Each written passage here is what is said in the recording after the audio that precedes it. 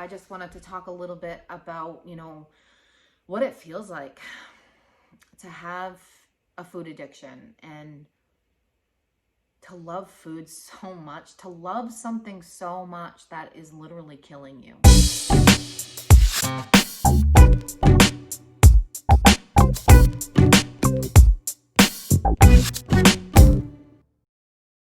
Hello, guys. What is up? Welcome back to my channel. This video, I kind of just wanted to talk about what it's like being a stress eater, an emotional eater, having a sugar addiction, and what that actually feels like. So I just wanted to, share my thoughts and my personal experience with you guys, because I know there are a lot of people out there who can relate to what I'm going to talk about in this video.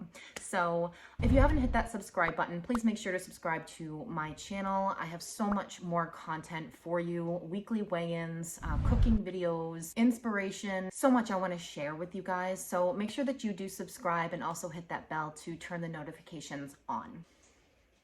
Hey.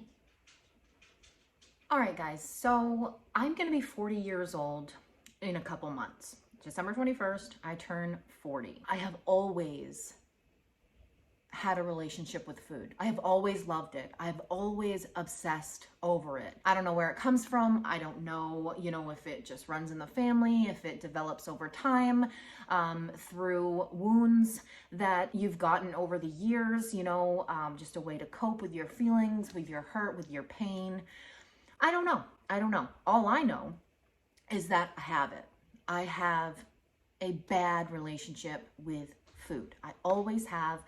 And it's kind of like, for me, it feels like a really bad relationship. Have you ever been in a really bad relationship with someone who basically makes you feel completely alive, but then also completely dead inside? Have you ever been with someone who would always take you back no matter what, but then spit you out when he's done with you, or she? Someone who makes you feel so good in the moment, but just leaves you feeling utterly depressed and miserable afterwards. That has always been my relationship with food. It's a bad relationship, a toxic relationship. I have used food as a way to comfort myself whenever I'm feeling upset, when I'm feeling sad or bored or stressed or happy, like any emotion that I feel, food has always been the first thing that I turn to. And it's always been there for me. It's always been there for me. It's never left me. It's never let me down in that moment when I needed it, but it always let me down afterwards. And then I would just be feeling guilty and full of shame and regret. And for 40 years, almost 40 years, that's all I remember about my relationship with food. I've never had a healthy relationship. And people who don't struggle with addiction, food addiction or sugar addiction, really that's what it is, they don't understand what it's like to feel such a strong connection with something like that, with something like food. They compare a food addiction with a drug addiction. It releases the same endorphins that drugs do. So food is my drug, and it always has been. And the thing is that I've been on my weight loss journey for 9 weeks. I mean, this is weight loss journey number 852 million, but I've been doing this one for 9 weeks now. I'm on a roll. I've lost over 30 pounds. I shared with you guys on my results video, I lost 30 pounds in 2 months. Well, I'm down more weight this week, and I'm hoping that I can, keep it off throughout the whole week so I can share another big number with you guys on Monday. But it's obviously working. It's successful. I'm on a roll right now, and I'm losing weight like crazy, and I feel like I have absolute control over my foods, over when I eat them, over what I eat. And I just have complete control over my life right now and my weight loss journey. I am in control. I am in the driver's seat, not the food, not my addiction. I've got it. But the thing that's crazy is that food addiction, that addiction doesn't go away. It's there. It's going to be there forever. Forever. It never leaves me. I just learn how to control it and how to manage it.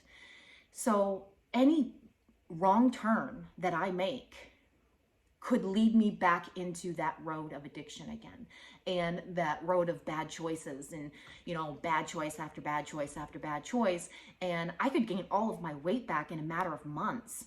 All of that hard work that I've done over the last 9 weeks, that could just be out the window just like that. If I make one bad decision, not even just, it's not really one bad decision, but if I allow my addiction to take over, because obviously I'm going to have free days, I'm gonna have cheat meals, it's gonna happen. I'm not gonna be perfect, but as long as I can get back on track and remain in control, that's the key. That is what's important.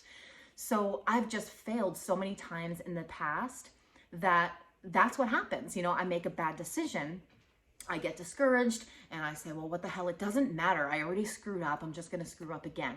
And then I screw up again, and then I screw up again. And those screw ups become so comfortable because it's what I'm familiar with. I'm so familiar with screwing up, I'm not familiar with getting back on track because, yeah, I've done it before, but that's not my history. That's not what I'm used to doing. I'm used to failing. I'm used to screwing up, And so I just have to continue to get back on track and continue to be in control of the decisions that I make. Like if I choose to eat something that I know is going to be a trigger food, that's a choice that I'm making.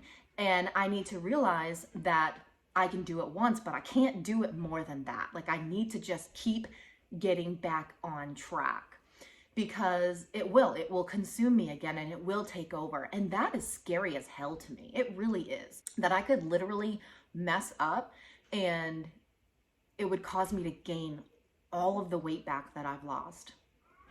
How crazy is that that's my history? That's what I've always done.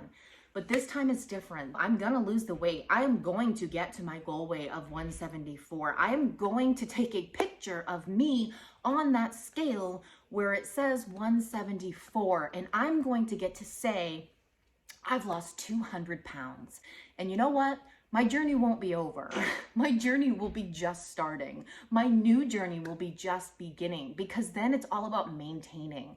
And honestly, I think that's gonna be the harder part, is maintaining, maintaining that weight loss, but also living at the same time. That's really what this is all about. Right now, I am in weight loss mode, so I am very strict, and I want to lose as much weight as I possibly can so that I can get to that point of maintenance. It's going to be a whole different journey, a whole different world, really, because I've never had it. I have been obese my entire life, ever since I was a little girl. I have been a fat person my entire life, with the exception of a very small period of time that I lost that 126 pounds after weight loss surgery. But I wasn't there long enough to even feel it. I didn't even realize that I was thin, because I ended up gaining all my weight back after I had babies. So this is going to be it for me. I am going to get to my goal weight, but I know that that's going to just lead me into a whole other world of struggles and, trying to maintain it and not gain my weight back. So I'm excited for it. I'm excited to learn how to do it, because I have no idea. I feel like I've been trying to lose weight my entire life. I'm either gaining weight or I'm trying to lose weight my entire life. And that's all I've been. And I'm so tired of it. I'm so tired of that being my life and that being me, because I'm so much more than that. I am an emotional eater. I eat when I'm stressed. I eat when I'm sad. I eat when I'm happy. People don't realize what it's like to have that type of relationship with food, and when it gets taken away from you. I think that's a huge struggle for a lot of us, is that the thing that we love the most and the thing that we turn to first and foremost gets ripped away from us. It gets taken away, and we are left with nothing, because we're not used to, coping with our feelings the healthy way. We're not used to, turning to God and praying for his help, which is, first and foremost, what we should be doing. And I've never done that. I've always turned to food, always. It's always been there for me. I still feel like I have that relationship with food because I do. Like it's always going to be there. And it's just, I'm in control right now of the foods that I eat. So that doesn't mean that I don't get stressed and I want to eat. And that doesn't mean that I don't do it. It's just I'm eating keto foods. I'm eating the right foods right now. And so that's why I know, it's never going to go away. It's never going to leave me. That addiction is going to be with me always. And I need to learn how to manage it because I can't let it take over my life again. I can't. When I was almost 30 years old, I was 26 pounds away from being 400 pounds. And when I think about how could I have possibly gotten that big? And I was in a bad relationship with actually my husband now, but we were going through a rough patch. This is before we were married, and we allowed all of the junk and just negativity of the world and, people around us. We allowed that to come in between us, and we were unhappy for a very long time. And I turned to food big time. And that is when I gained the most weight I've ever gained. And that's because I didn't know how to deal with my feelings. I didn't know how to deal with my emotions. And so food always made me feel better in the moment. Because you eat something that is bad for you, but it tastes so good. You forget about the fact that it's bad for you. You don't even care because you're feeling like crap. You're feeling like utter crap, and you just need something to make you feel better. And food is going to make you feel better. And it doesn't matter how it's going to make you feel later on. That doesn't matter because it's going to make you feel good in that moment. And so you eat your feelings. And that's what I always did. I always ate my feelings. And that's how I ended up at almost 400 pounds, which is crazy. After I had weight loss surgery, I never dealt with, my addiction. Obviously, I lost 126 pounds in a year. I lost the weight very quickly. Weight loss surgery was very successful for me, but I hadn't dealt with my issues, specifically my addiction. I changed my entire lifestyle after I had weight loss surgery, obviously. And I had complete control over my food, and I could eat certain foods that I loved and it wouldn't trigger anything. I need to get back to that place. That is where I need to be. I need to have that healthy relationship with food again. And I had it for just a very, very short time, and I need to get it back again. And I will get there. Even though I had spent a year making healthy choices and being able to live as well at the same time, but getting back on track and, using that surgery tool that I had to keep me on track. Even though I lived that way for a year, once the floodgates were opened, it was like, oh, I remember this. And even though it felt horrible, it felt amazing at the same time. It's like it was what I was familiar with, my old friend food, and that relationship. It's such a crazy thing to experience. It really is. When I'm not dieting, when I'm not trying to lose weight, when I'm just off track completely and I'm eating whatever I want, it's like this weird sense of joy when I know I can eat a certain food, when I know that I'm going to get to eat something that is bad for me. It's weird. I feel it makes me happy. It just releases something inside of me. But then after I do it, I feel completely guilty and full of shame. And it's like, I don't know. It's so unhealthy. It's such a toxic relationship. I know that it's possible to get to a point where I can control my relationship with food because I was there. I experienced it after I had surgery. So I know that it's possible, and I know that I'm going to get there, but I don't have it right now. And I know that, I've lost over 30 pounds in 2 months. So I'm feeling fantastic. There's no way I'm going to do anything to screw it up right now. That's in my head anyway. but it kind of just happens. It does, because I've been like that before. I've said, there's no way I'm gonna screw up this time, you know? I'm in it to win it this time. Like, I'm gonna rock it, I'm gonna get to my goal weight. There's no way I'm gonna screw it up. And then there I am screwing it up, because it completely takes control over you. The addiction, it takes complete control. And that's just scary. That's just scary. You know, right now I have the control because I'm not eating those foods. And it's not like later on I'm going to be eating those foods all the time. It's just going to be, you know, once in a while. Obviously, I'm going to be living a little too and not restricting myself so much. The reason why I'm restricting myself so much right now is because I want to lose weight. I want to lose as much weight as I possibly can, you know, before my wedding. Later on down the road, I am going to be in maintenance mode, so I'm not going to restrict myself as much. So it's going to be an amazing feeling once I've realized that I reached it, you know, that point where it no longer has a hold over me, and, you know, that my addiction will always be there, but that I can manage it, and that I'm the one that's going to be in control. I made a post on Facebook, you know, talking about, you know, why is this time different? This time is different because there are so many things that I'm doing differently, but most of all, it's my mind. My mind is right. Mindset is huge. And you have to get your mind right if you want to be successful with your weight loss. You've got to get your mind right. That is number one on your list. You need to have the right mindset going in. And I do. I fully believe that I'm going to get to my goal weight, no matter how hard it is, no matter how many bad days I have. I'm going to get to my goal weight. And I'm going to be sharing with you guys me reaching that goal of 174 pounds. And I'm so excited. I'm so excited about it because I know it's going to happen.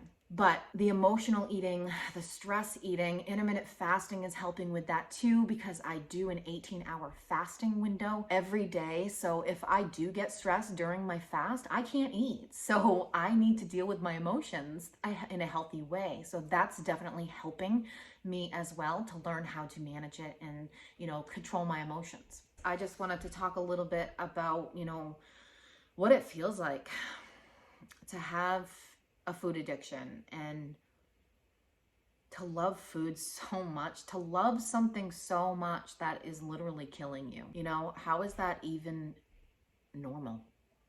But it is. It's like food has always been there. Always. It's been the best friend I've ever had and the worst enemy I've ever had. But now it's time for me to be in control for the rest of my life. And that's what I'm gonna do. So I guess that's it, guys. Make sure that you do subscribe to my channel so you don't miss any of my other videos. I'm going to be giving you another results video on Monday, and I'm thinking it's gonna be another good week. Rocking it over here. Remember, guys, you are so worthy of the life that you dream about. You just gotta work at it. Till next time, see you at the next video. Bye-bye. Riley is not sleeping. Who is pounding? My kids are freaking crazy. My emotions. No, I don't know, whatever. All right, guys, so go to sleep. Mama needs a break.